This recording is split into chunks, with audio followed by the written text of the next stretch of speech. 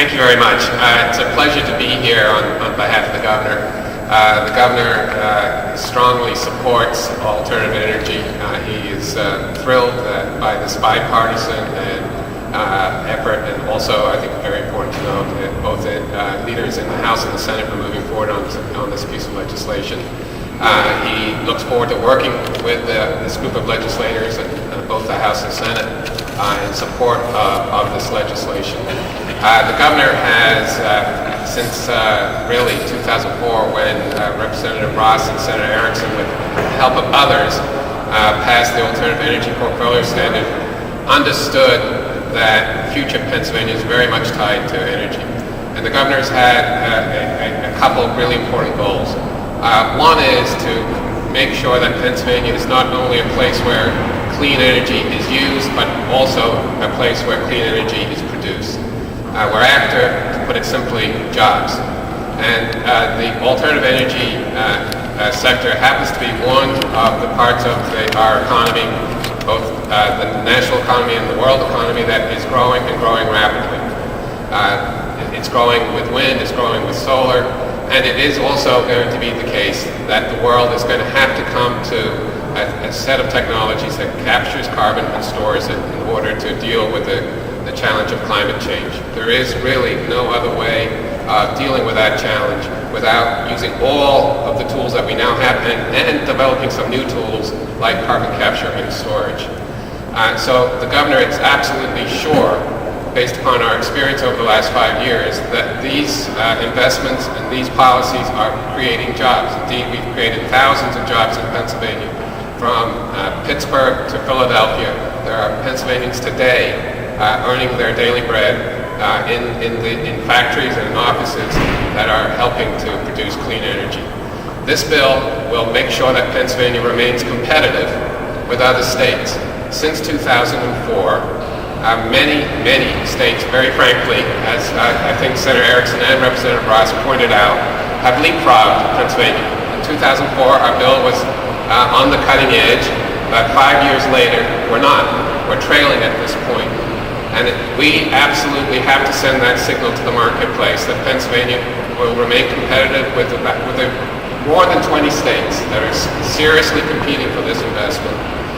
We're going to do that by raising the requirements and also extending the time period. It's very, very important for long-term investors to see a long-term commitment.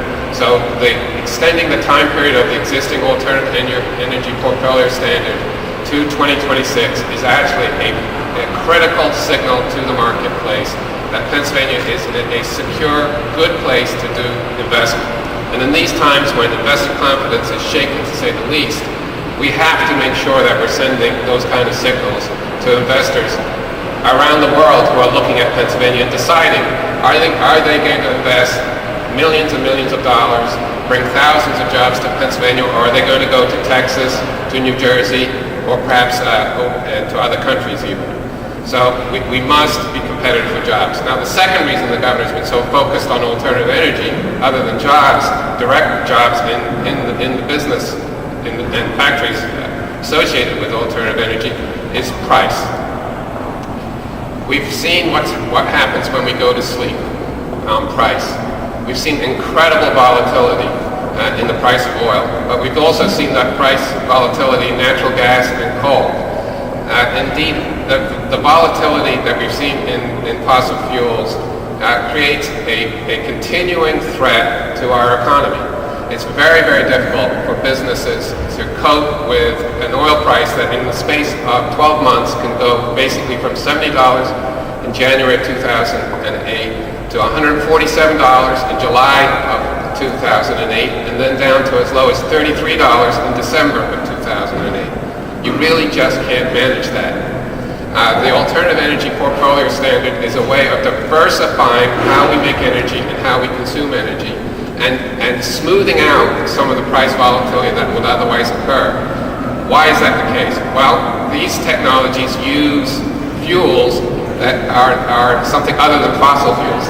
They're generally free, like the wind and the sun and geothermal and other sources of low-cost or zero-cost energy. We must diversify how we electricity and how we produce energy in order to smooth out the prices of energy. So this bill is also critical for our economy and for our consumers from the standpoint of price. Lastly, on the environment and public health, the energy that is produced by the technologies that would be benefited by this bill are clean or nearly clean. There's no perfect way of making electricity or making energy. Every single source of energy has leaves some environmental footprint. But all of the energy sources in here, including carbon capture and storage, are cleaner and less polluting and better for the environment and better for the public health than the traditional alternatives. I will end by simply pointing out the Union of Concerned Scientists has called for the creation of 5 to 10 carbon capture and storage coal plants in the United States as quickly as possible.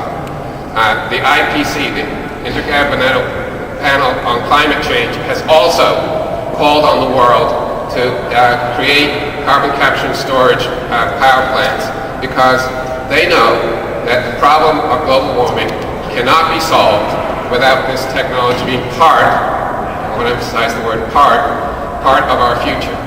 Coal is part of Pennsylvania's presence. It's going to be part of our future.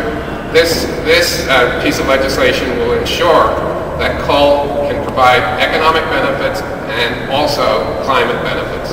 So again, it's a great pleasure to be here and to participate with all of these legislators and others who will be working on this critically important legislation. Thank you very much.